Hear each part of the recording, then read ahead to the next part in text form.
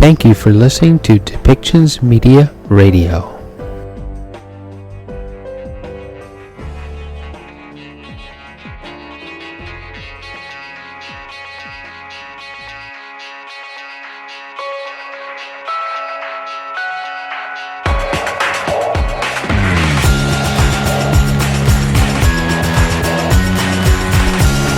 Welcome to Policy and Rights, the show about government policy and human rights.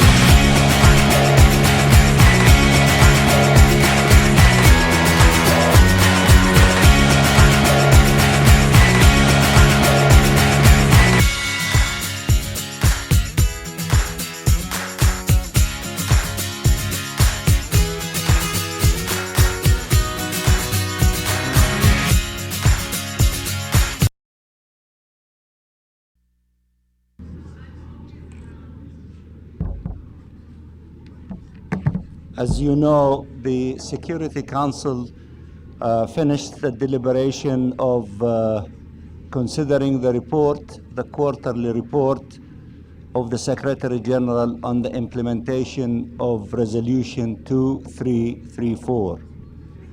We listened very closely to the report and to the interventions of 15 members of the Security Council.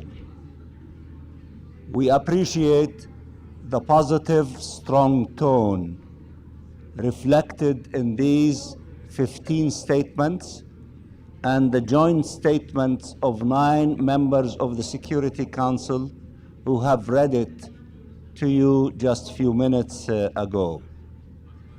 We appreciate this strong statement, and we hope that this sentiment would be translated into practical steps. What we need is action. We need the implementation of Resolution 2334. We need the implementation of Resolution 904 in providing protection for our people, and we need this action to take place now, and those who are committing crimes against the Palestinian people, such as the crimes in Hawara, to be brought to justice, not to apologize, and not to say evil things and somebody else try to explain it in a different way. We were impressed by the debate in the Security Council and the unified, strong message from all of them. There was one who spoke, not among the 15th. As usual, he listens always to the noise in his head. He doesn't listen to what the international community articulate and says. He doesn't listen. He doesn't comprehend. He keeps complaining and attacking everyone, and he wants to take them away to different subjects. And the international community is not listening to him. So what does he do? He keeps listening to the noise in his head and reveal the frustration that he reveals, and nobody is listening to him, no matter how many times he continues to do that. And a wise man said in the past, doing the same thing in which nobody is listening to you, thinking different, expecting different results, is an exercise in futility and craziness. And you have seen a demonstration of this exercise from that person who listens to the noise in his head. Thank you.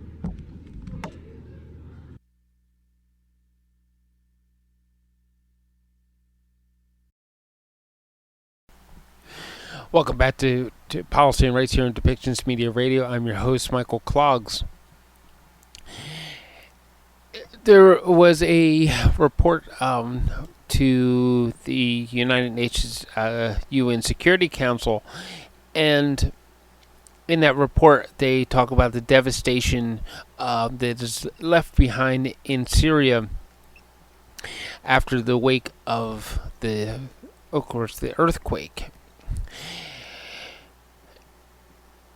And there's a continued need for the cross-border relief efforts, and a continued need for humanitarian efforts to be given to Syria to help the people with many food, medications, other things to help them rebuild. And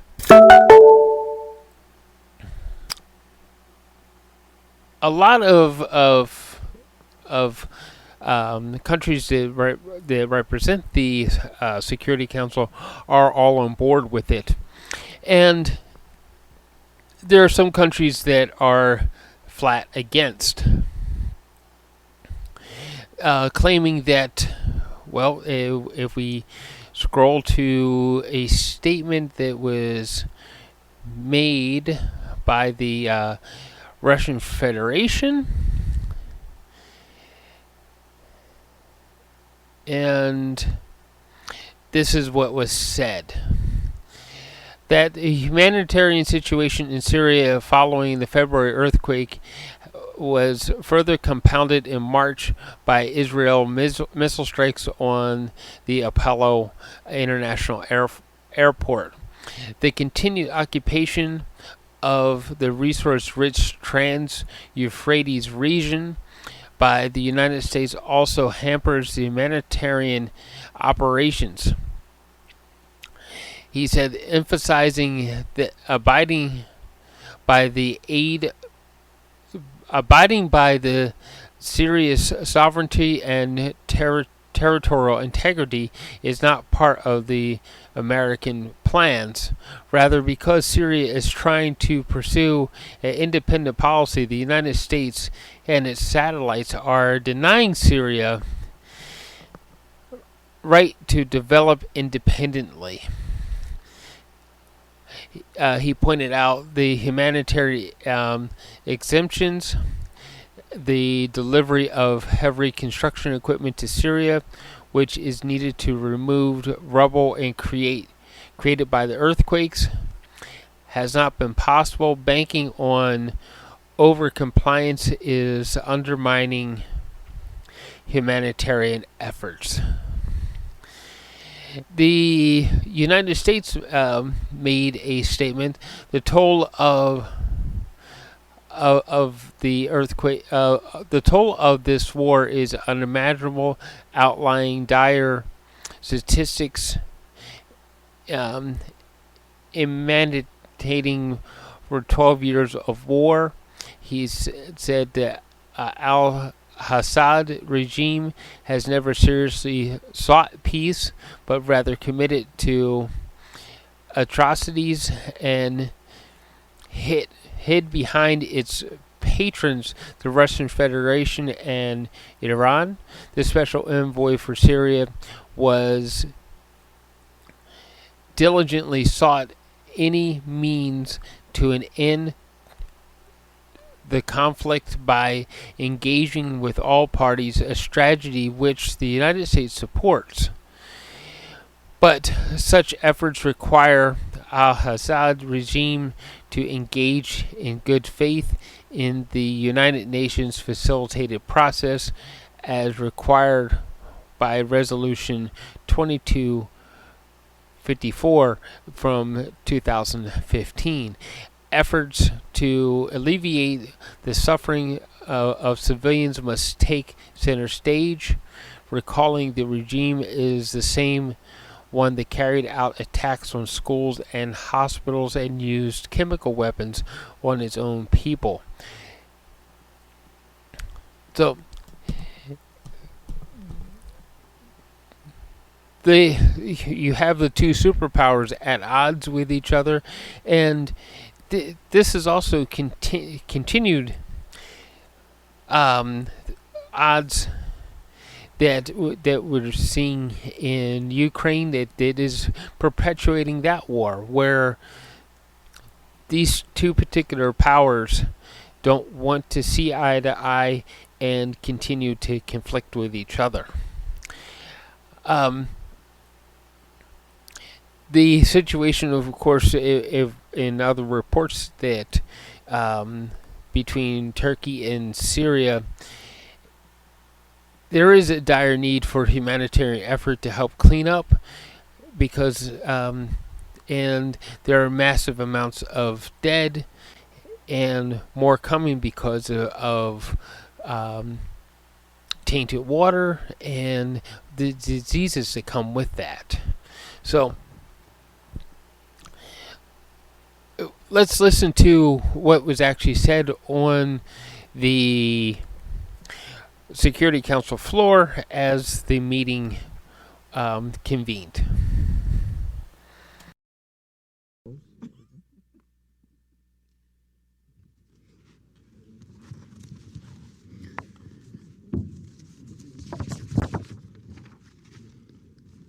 Good morning. The 9,291st meeting of the Security Council is called to order. The provisional agenda for this meeting is the situation in the Middle East. The agenda is adopted.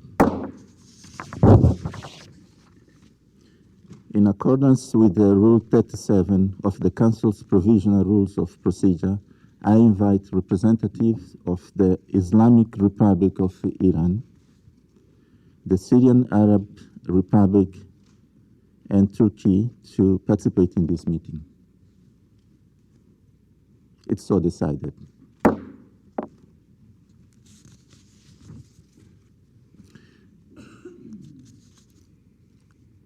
In accordance with the Rule 39 of the Council's Provisional Rules of Procedure, I invite the following briefers to participate in the meeting. Mr. Geir Pedersen, Special Envoy of the Secretary General for Syria.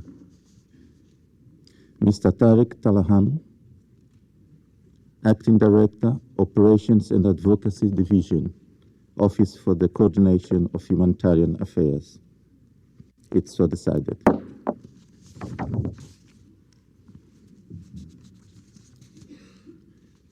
The Security Council will now begin its consideration of item 2 of the agenda.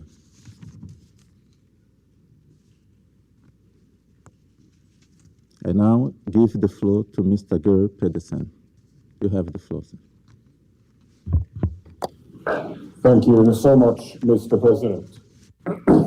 I have just returned to Geneva from Amman, where I briefed and engaged senior officials from Egypt, France, Germany, Jordan, Norway, Qatar, Saudi Arabia, Turkey, the United Arab Emirates, the United Kingdom, United States, the European Union, and the League of Arab States, focusing on the way forward in the aftermath of last month's tragic earthquakes. I had already benefited from in-depth discussions with Egyptian Foreign Minister Shukri and League of Arab States Secretary General Abul Gheit in Cairo, Saudi Foreign Minister Prince Faisal bin Farhan in Riyadh, and Jordanian Foreign Minister Safadi in Amman. I welcome the attention of the region on the crisis in Syria following the earthquakes. Meanwhile, Deputy Special Envoy Rushdie visited Latakia, Jable, and Damascus in Syria in recent days. She met Syrian Foreign Minister Mekdad and other senior government officials in Damascus and on the ground in areas affected by the earthquakes. Mr. President, our messages have been the same with all we have engaged. Let me share them with you today. First, it is absolutely vital to continue to provide resources to support the emergency response to the earthquakes, while also, of course, continuing to support the broader humanitarian response, both in Syria and in the neighboring countries, to the immense suffering arising from the conflict. I welcome the pledges made for the Syrian earthquake response at the recent International Donors Conference held in Brussels and urge early disbursement of pledges. I continue to coordinate closely with my senior UN colleagues, and I welcome the recent engagements in Damascus of High Commissioner for Refugees, Filippo Grandi, and Emergency Relief Coordinator, Martin Griffiths. Today, my OSHA colleague, Tarek, will of course brief you more in detail on the humanitarian situation. Second, we need a sustained calm on the ground, especially in areas affected by the earthquakes. The week after the earthquakes saw signs of such calm emerging, with a relative lull in violence in most quarters. For brief moments, the unimaginable became real. Parties on each side of the front line largely refraining from hostilities. Since then, we have seen a creeping rise in incidents. Regular exchanges of shelling and rocket fire across front lines in the northwest and northeast. Some cross-line raids by listed terrorist group HDS. US claims of rocket attacks on its troops in Deir ez-Zor. An incident in Afrin that saw some armed opposition fighters fire on civilians. Further security incidents in the southwest. ISIL attacks. And further airstrikes attributed to Israel, including on Aleppo International Airport, which resulted in material damage and airport closure that impacted on humanitarian operations. Mr. President, my concern is not just about the harm such violence causes to civilians. We have seen in the past that small incidents can bring about a broader escalation. This must be avoided at all costs. I have therefore been working with key stakeholders towards a sustained calm, especially starting in the areas affected by the earthquake in northwest Syria. This is a matter I have raised widely, including in Damascus and with Iran, Turkey, the Russian Federation, and United States, and all other members of the task force which meets here at Geneva. I appreciate the positive response of key task force members to this appeal and hope that they will accept their influence on violence. Sustained calm will be an essential ingredient of donor confidence in supporting genuine rehabilitations in areas affected by the earthquakes. Mr. President, my third point, in the same way that we have seen moves from different sides in the humanitarian sphere, this logic can and must be applied to address post-earthquake rehabilitation and broader political challenges. We have seen two crossing points, long closed, reopened, and new openings on sanctions. This shows that different sides can make constructive moves. I sense from all the discussions I have had that there is an opportunity to move forward with additional moves on all sides beyond the immediate emergency. In the effort to advance this discussion, we must engage the Syrian parties on how they can create an enabling environment for earthquake rehabilitation and outside actors on how they can provide enhanced resources and remove any hindrances, including any arising from sanctions. For example, the security situation, civilian protection, housing, land and property, civil documentation, as well as livelihoods, basic services, energy infrastructure. These are all vital issues related to earthquake rehabilitation. They and other issues, take conscription for instance, or detention, are also of vital importance to Syrian civilians in general, including for refugees and IDPs. And there are other issues too that have featured in discussions to date. These can all be the subject of constructive work. I believe, Mr. President, that verifiable steps implemented mutually and reciprocally from all sides are doable. I am convinced that such steps could enable us to move forward incrementally into post-earthquake rehabilitation and, in the process, on political confidence building on issues in Security Council Resolution 2254. Let me note that I continue to prioritize the file of the detained, the abducted, and the missing, including engaging with their families. Earlier this month, I met representatives of the Truth and Justice Charter, who relayed to me how the earthquake had further compounded their angst of not knowing the fate or whereabouts of their beloved ones, or if indeed they had been impacted by the earthquakes. Meanwhile, my deputy continued to press this issue with interlocutors during her recent visit to Damascus. I also take this opportunity to reiterate the Secretary General's call for the General Assembly to consider establishing a new international body to clarify the fate and whereabouts of the missing. Mr. President, my fourth point. We must all understand that the degree of cooperation across divides is essential if the way forward is to be found. The Syrian government, the Syrian opposition, the Western players, the Arab players, the Astana players, other interested parties, none alone can move this process forward. Individual approaches will not make the kind of qualitative difference that a coordinated approach could make. But if all are prepared to put practical points on the table, and if players coordinate and work together, I am more convinced than ever that it is possible and essential to move forward step for step and step by step. In that spirit, I look forward to further engagement with the government of Syria and the Syrian Negotiations Commission in the period ahead, and to further engagement in the region and beyond. The good offices of the United Nations will need the strong support of all outside actors in this next phase.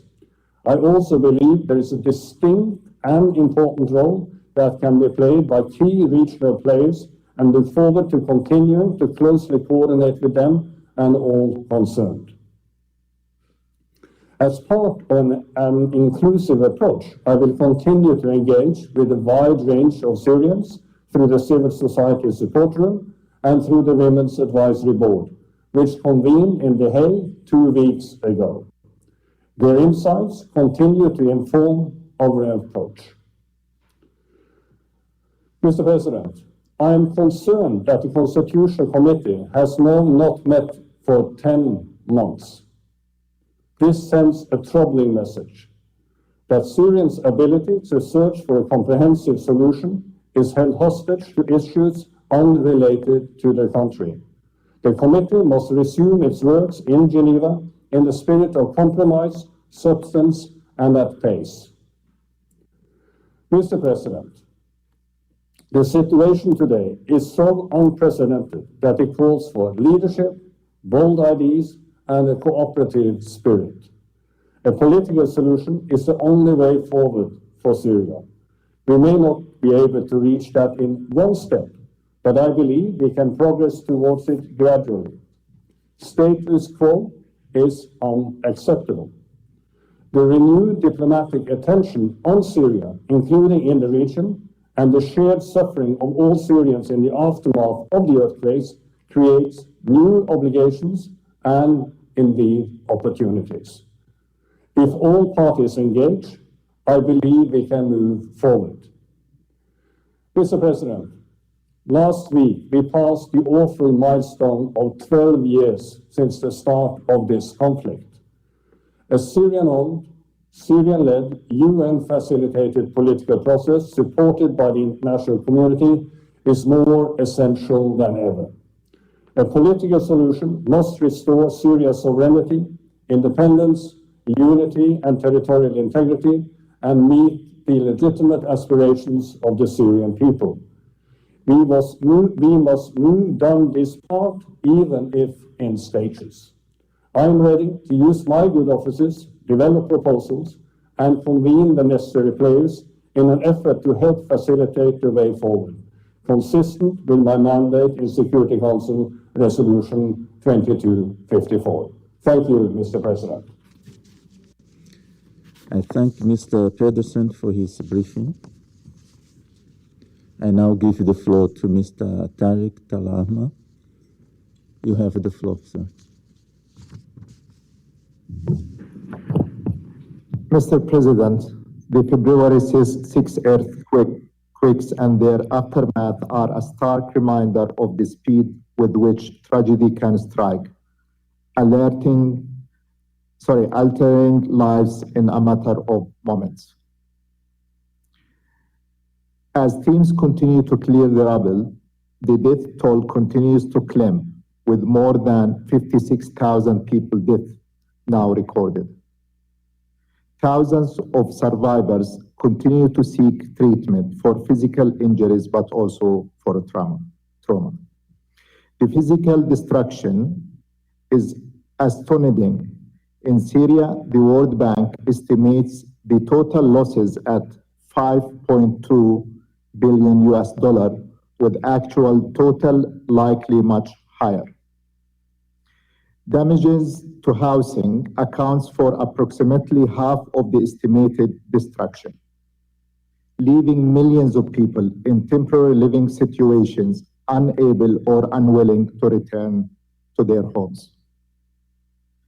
Recent rains and floods have only compounded the hardship facing many families, forcing many in campsites to relocate yet again to safer locations.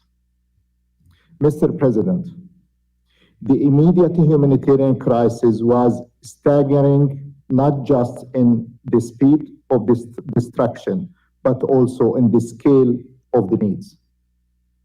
The disaster strained existing delivery infrastructure and impacted the humanitarian organizations already on the ground. This included, unfortunately, the death and injury to aid workers, among them UN staff. In spite of these challenges, within hours of the earthquake, the UN had released $15 million from its emergency fund, rising to $40 million within days. Working with partners, we have provided 2.2 million people with emergency food, ready-to-eat rations, and cash transfers. We have carried out more than 1.1 million medical consultations, and we have provided water and sanitation services to almost 380,000 people. We continue to conduct daily missions in earthquake-affected areas, delivering assistance, assessing the structural integrity of buildings, and identifying protection requirements. Blanket approvals for staff movement and assessment have already assisted these efforts. The expanded cross-border mobility has also proved essential in northwest Syria. More than 900 trucks with aid from 7 UN agencies have now reached northwest Syria from Turkey via the 3 available border crossings, Bab al-Salam, Bab al-Hawa, and Bab al-Rai. Mr. President, much more needs to be done in the weeks ahead. Collective shelters must be decongested and consolidated. Adequate housing must be supported. Safe, voluntary, and dignified return must be facilitated. Family reunifications, community awareness interventions, and other protection services must be extended to address serious concerns, particularly for women and girls. Public health emergency must be monitored, particularly the ongoing cholera outbreak. Health and surgical services must be strengthened. Mr. President, the generosity of the donors is vital to these efforts. Their support, both financial and in-kind assistance, has been a lifeline for affected communities. We welcome the EU and International Donors Conference that took place in Brussels early this week. The around $7 billion euros pledged towards the response efforts in both Syria and Turkey will be essential to supporting the relief efforts in the months ahead. Mr. President, we cannot lose sight of the reality that is immense tragedy struck millions of people in Syria already suffering poverty, displacement, and deprivation over 12 years of the conflict, as just Geir has said. Some 15.3 million people across Syria, many of whom were affected by earthquake, have little resources beyond the humanitarian assistance and protection support to meet their most basic needs. Women and girls have paid the highest price. Targeted violence against healthcare personnel and infrastructure has impeded vital sexual and reproductive health care, taking a far-reaching toll in the health and the well-being of women and girls. Mr. President, the pressures show no sign of easing. Food prices have almost doubled in the past 12 months. Adequate water supplies are becoming less certain in many areas. Sufficient livelihood remains elusive for too many people in Syria. Mr. President, these deepening needs will require continued resolve from the international community. The 2023 humanitarian response plan for Syria is the largest worldwide, not surprising. Yet, at present, it's only 6% funded. The generosity demonstrated in recent weeks by be extended and not come at the expense of the ongoing humanitarian response across Syria to ensure life-saving and early recovery assistance reach all those in need. And further action is required to create a more enabling environment, one where humanitarian assistance can reach communities in a safe, predictable, and timely fashion. In late February, a UN interagency team delivered emergency supplies during a cross-line mission to Ras Al-Ain town in Al-Hasaki Governorate. The mission was a welcome step. We hope to see similar progress in the northwest Syria soon, and here I mean the cross-line. Mr. President, USG Griffith just concluded his second mission to the region since the 6 February earthquakes. The visit provided an opportunity to resume important discussions with the government officials and humanitarian partners about issues related to preserving humanitarian space. It also allowed for further exchanges about the efficiency and transparency of humanitarian programming in Syria. Mr. President, the earthquake brought disaster on top of a catastrophe for millions of people in the northern Syria. We have responded to this devastation, mobilized all available resources to deploy additional staff, raise new funds, and advocate for more direct access. We will continue to do so to support all people in need across Syria, wherever they are located. The needs are great, but our resolve also remains steadfast. Thank you, Mr. President. I thank Mr. Talama for his briefing. I now give the floor to those council members who wish to make statements. I give the floor to the representative of Brazil. You have. Thank you, Mr. President. Mr. President, I delivered this intervention on behalf of Switzerland and Brazil as co-holders of the Syrian humanitarian file. Let me first thank Mr. Pedersen and Mr. Talaham for their updates. Their briefings make it clear that our work here is far from over, that this Council needs to continue to follow the situation in Syria very closely. Last week, Syria entered the 13th consecutive year of conflict with one of the world's most serious and complex humanitarian crises, worsened by a natural disaster of major proportions. The February earthquakes struck areas heavily affected by the conflict, where millions live in camps and informal settlements or unsafe buildings under precarious conditions. In northwest Syria, 4.1 million Syrians, including 2.9 million IDPs, were already dependent on humanitarian assistance. It is appalling that the conflict remains acute in those areas where emergency post-disaster humanitarian operations are taking place. There is a multidimensional humanitarian crisis compounded by food insecurity, water, electricity, and fuel shortages, lack of proper shelter and sanitation, and an elevated risk of new diseases outbreaks, while many health facilities were damaged. 15.3 million people were in need of assistance already before the earthquake. 8.8 million people in Syria have been affected, and 500,000 people have been displaced by this natural disaster.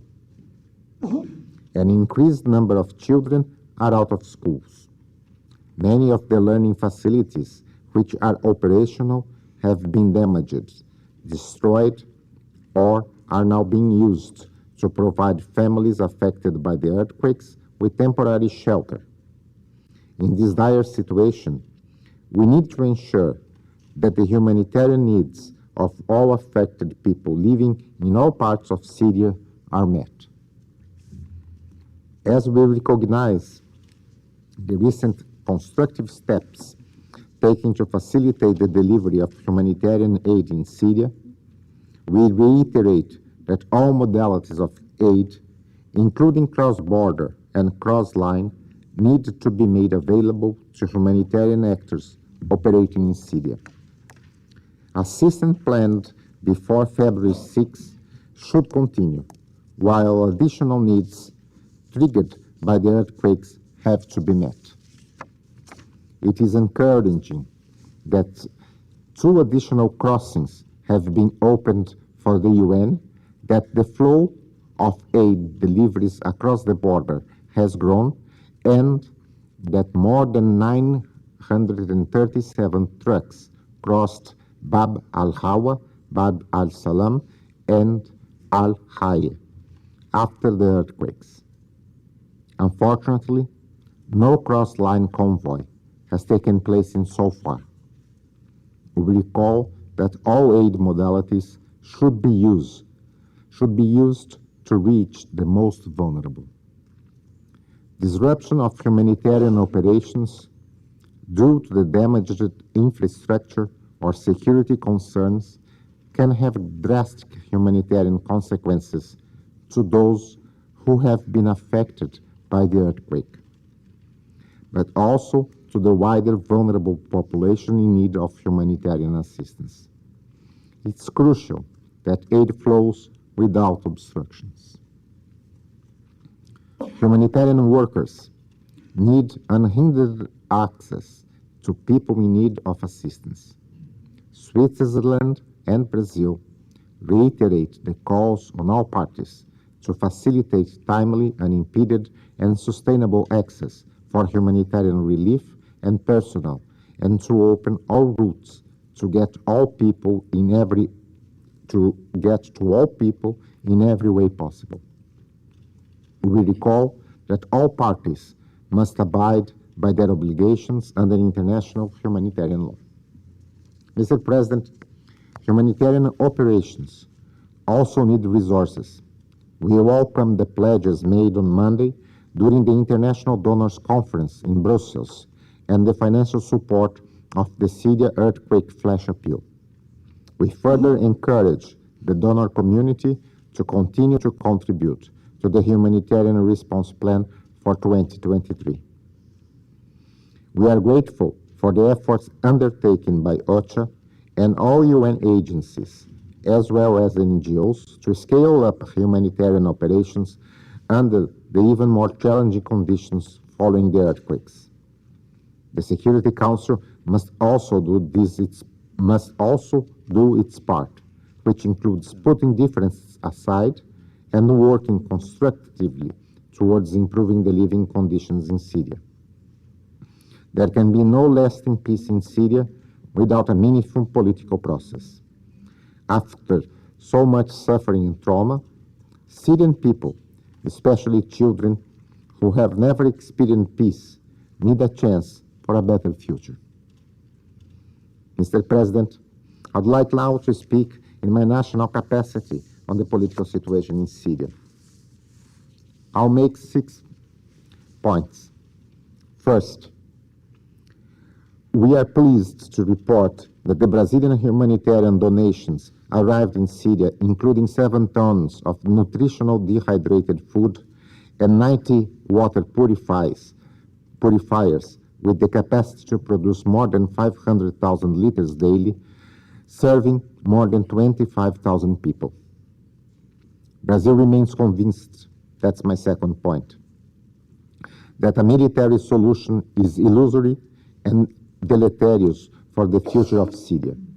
Only a Syrian-owned and a Syrian-led political process facilitated by the UN with due respect for the preservation of Syria's sovereignty and territorial integrity will bring lasting peace. Third, a comprehensive ceasefire is urgent. We condemn all terrorist activities and attacks by foreign forces, which not only continue to harm civilians and to damage civilian infrastructure, but also seriously undermine the prospect of a credible political process.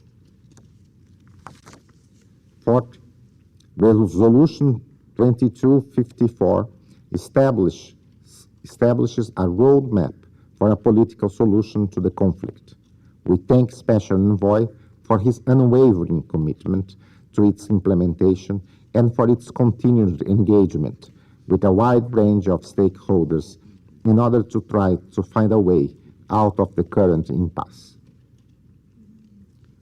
Fifth, we hope that the small body of the Syrian Constitutional Commission can resume its work as soon as possible, which involves not only a decision on the venue to the meetings, but also, and above all, a renewed commitment to moving the process forward. Sixth, and last point, the case of missing persons. Grieving families must have the answers they seek for in relation to the whereabouts of their missing relatives. Political will from all parties is necessary in order to address this serious and urgent issue. Mr. President, in conclusion, we expect that recent signs of cooperation between the Syrian government and the UN, as well as with regional actors, can contribute to a positive dynamic in this file. Brazil agrees with the assessment of the Special Envoy that the challenges faced in responding to that catastrophic earthquake are a stark reminder that the status quo is unsustainable and indefensible, and that the earthquake could be nonetheless a turning point. The coordinated action undertaken in its aftermath demonstrates that collaboration is possible. If the same logic is applied to the goal of advancing the political process, we could move towards a comprehensive resolution to the conflict. And I thank you. I thank the representative of Brazil for their statement, and I now give the floor to the representative of the United States. You have the floor. Thank you, Mr. President, and thank you to Special Envoy Pedersen and to Mr. Talama for your helpful but sobering briefings. The war in Syria has entered its 13th year, The toll of this war is unimaginable. Hundreds of thousands of people killed and many more injured, towns, villages, and neighborhoods leveled, more than 155,000 people unjustly detained and missing, and more than 13 million people internally displaced or living as refugees. A generation of children in Syria have known nothing but war and deprivations. In these years of war, the Assad regime has never seriously sought peace, but rather committed atrocities, some of which have risen to the level of war crimes and crimes against humanity and hid behind its patrons, Russia and Iran. The Assad regime's refusal to participate in meetings of the Constitutional Committee over the last 8 months, after 9 rounds of meetings where the regime attended but acted in bad faith, is a clear demonstration of Assad's belief that he can fight or starve the Syrian people into submission. Special Envoy Pedersen has diligently sought to find any means to advance the stalled political process through his broad engagement with all parties in his step-for-step initiative. The United States supports this effort. As we have said previously, our full participation would require the Syrian regime to reciprocate in good faith. And yet, as the Assad regime appears content to stall, perhaps seeking better offers and concessions from the international community while proposing nothing to build confidence and demonstrate that Damascus is willing to work toward peace and stability. Assad must re-engage constructively in the UN-facilitated Syrian-led political process consistent with Resolution 2254. This is the only viable path to find a lasting political solution to the conflict. We caution those states that are engaging with Assad to seek verifiably constructive outcomes for Syrians and the broader region. In any engagement, real steps to ensure sustained, predictable, and independent humanitarian access, to bring an end to the regime's atrocities, and to otherwise improve the situation for the people in Syria should be front and center. The Assad regime needs to take irreversible steps to alleviate suffering. Assad is still the brutal dictator whose regime repeatedly used chemical weapons against the Syrian people, as the most recent OPCW report further demonstrated. His regime has conducted attacks on civilians, schools, and hospitals, and has detained, tortured, or murdered hundreds of thousands of people. Assad is also flooding the region with Captagon, spreading addiction and criminality. The tragedy of the earthquake has not transformed Assad into a statesman worthy of embrace. Only genuine, comprehensive, and irreversible reform will do that. In the meantime, we will focus our efforts on improving the situation on the ground for the millions of people in Syria. The humanitarian crisis in Syria was desperate before the earthquake, with more than 15 million people in need of assistance. The United States has been the largest donor of humanitarian assistance for Syria, providing nearly $16 billion over the 12 years of war. The earthquake massively exacerbated the humanitarian crisis in northwest Syria, with enormous needs for shelter, medical supplies, food, and fuel. The United States has announced $235 million in earthquake relief for Syria and Turkey, including an additional $50 million announced this week at the donor conference generously hosted by Sweden and the European Union. We urge all states to help with earthquake recovery and, when possible, to work directly with the UN and other humanitarian organizations to ensure assistance gets to those in need. The Brussels 7 Donors Conference for Syria and the region this summer will be an important moment to show our solidarity with the Syrian people and with the countries that so generously host Syrian refugees. The United States reiterates our support for the distribution of humanitarian aid through all modalities. The continued flow of UN cross-border aid through Bab al-Hawa and Bab al-Salam and al-Rai is essential to save lives.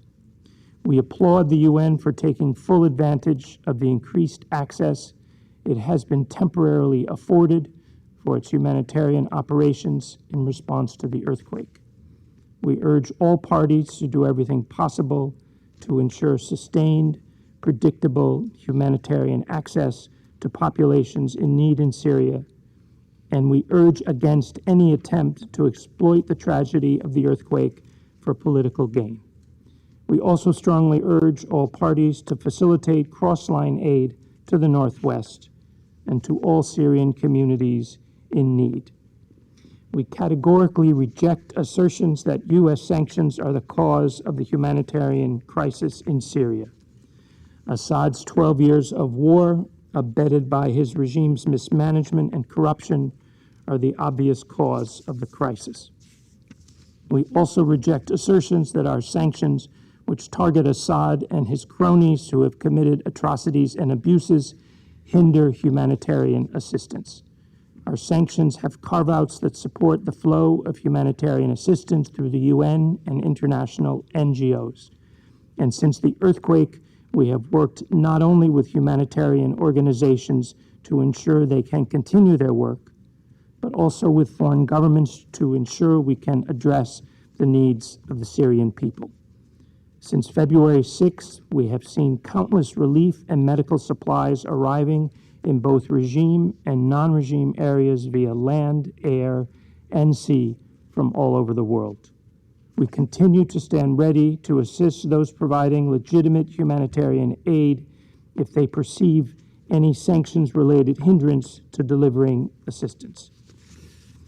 Women have been uniquely harmed by the conflict, particularly those women whose family members have been arbitrarily detained by the regime.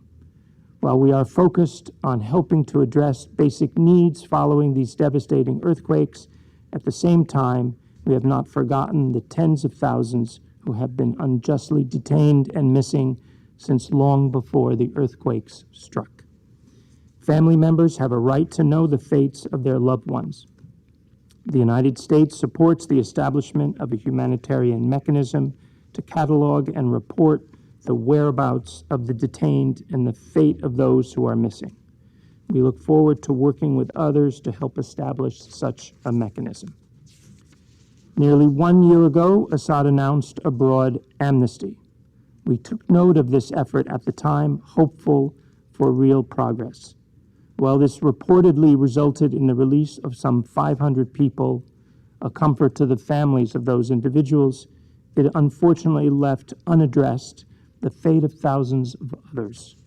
We urge the regime and all actors to immediately release arbitrary detainees in a humane and orderly fashion and to share information on those who have died in detention and return their bodies to loved ones. Thank you, Mr. President. I thank the representative of the United States for their statement, and I give the floor to the representative of Russian Federation. You have the floor. Mr. President, we would like to thank Geir Pedersen and Tarek Talama for the overview of the political and the humanitarian situation in Syria. We have consistently supported the mediation efforts by the Special Envoy to advance the Syrian settlement process, Syrian-led and Syrian implemented on the basis of Security Council Resolution 2254 with respect for the sovereignty, independence, unity, and the territorial integrity of Syria and without any external interference. We think at the same time it's important to make sure that the Special Envoy should follow his mandate very closely, which is enshrined in the Security Council decision, at the core of which is a facilitation of inter-Syrian dialogue, including within the framework of the Constitutional Committee. In this regard, we note the work made by Mr. Pedersen to resume the regular session of the Constitutional Committee without linking them to a specific location. We think that this principled decision on the modalities of the future rounds of inter-Syrian consultation is something that needs to be made by the Syrians themselves.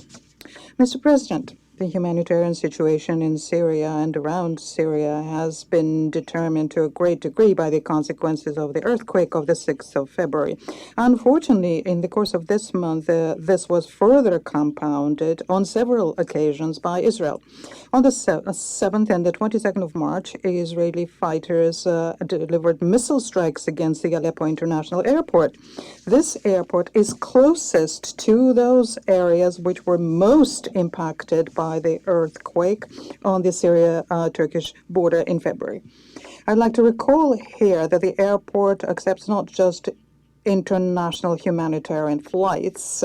From that airport, the UN Humanitarian Air Service is sending all humanitarian goods, including medication. Because of Israeli strikes, planes from third countries had to be, for a time, rerouted into airports in Damascus and Latakia, and from there the goods had to be delivered by road in the very same province of Aleppo. Against the growing fuel crisis in the country, which used to be self-sufficient, including from the viewpoint of oil resources, and these additional expenditure have delivered a serious blow to the logistical possibilities allowed to the humanitarians, whereas the needs of the people have only grown. Yet another factor which makes it more difficult for the humanitarians to work in the country is the continued occupation of Trans-Euphrates by the United States, which is rich in resources. This is in glaring contradiction with international law, but Washington is not deterred by that. They are so used to lecturing others. On the 4th of March, the American base Rumeline in northeast of Syria received a visit by the chairman of the United States Joint Chiefs of Staff, Mark Milley, who was accompanied by journalists. And this has showed yet once again that abiding by the sovereignty and territorial integrity of Syria is not something that's part of the American plans. Because Syria is trying to pursue an independent policy, the United States and its satellites deny it the right to develop independently. According to the information we have, and despite the existing humanitarian exemptions, it has not been possible to deliver heavy construction equipment to the country, which is urgently needed to deal with the rubble of earthquake-destroyed areas and government-controlled areas. And the reason given is the same as for fertilizers, the fact that these are dual-use goods, and this is a very good bureaucratic subterfuge for Washington and Brussels. We're also having to dealing with the consequences of banking overcompliance. It undermines humanitarian efforts. Foreign companies simply refuse to contract with the UN. We ask the Secretariat not to cover up for Washington and Brussels. Ultimately, this undermines not just the humanitarian of the UN on the ground, but also the image of the UN as a whole.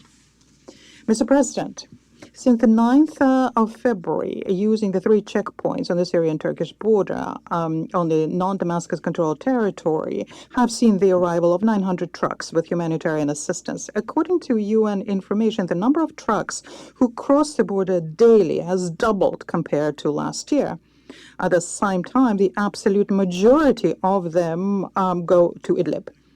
Therefore, there is no problem with the functioning of all 3 of the crossing points. There is also no impediment to the UN to visit the mutinous areas in west of Syria, where the fighters operate. On the 15th of April, according to the Secretariat, by 15th of April, there have already been 27 such missions, such trips. This month, the Hayat Tahrir al-Sham controlled areas were personally visited by the head of WHO, Tedros Adhanom, and UNHCR head Filippo Grandi. It turns out that because of the very difficult humanitarian situation in the region, the terrorists have opened their doors to all UN representatives, provided the needed security guarantees, and to humanitarian convoys from Turkey.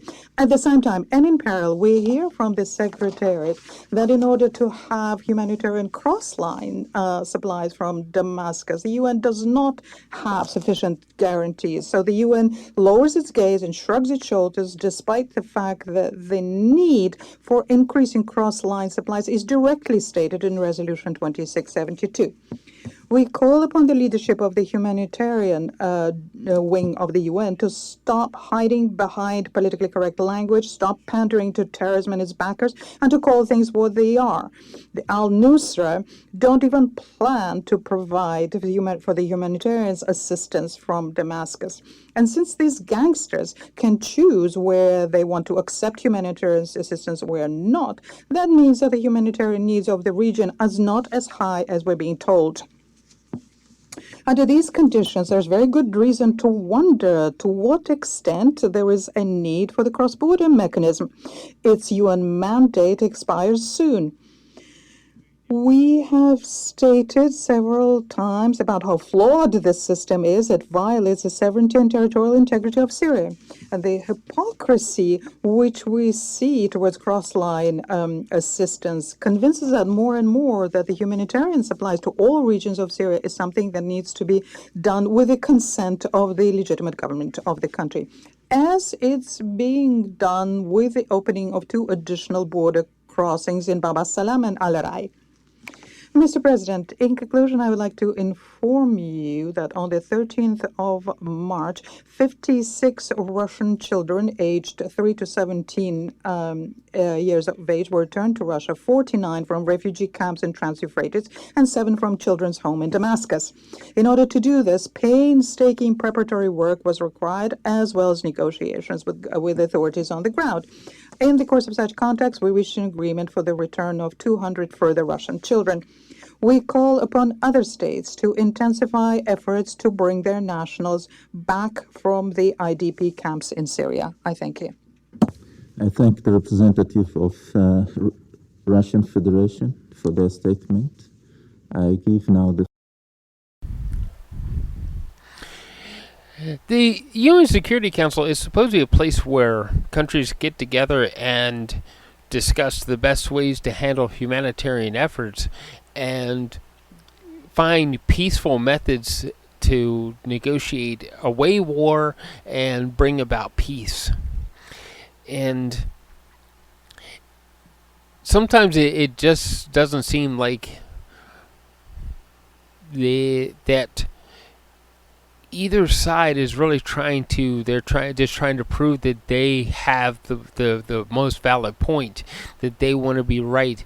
And sometimes we need to set aside what we think is right and get to the heart of the matter and end the conflict so that people can just live tremendous, abundant, extraordinary, however you want to say it, lives, so that they can just do what they want to do what they need to do everyday life. The average person doesn't want to take up arms and shoot against another human being. The average person just wants to live in peace and love with their families. And the Security Council is supposed to be that place to help facilitate those sort of things to happen. So, anyway, thank you for listening to Policy and Rights today, and please find that subscribe button wherever it is so you can get continued updates from us.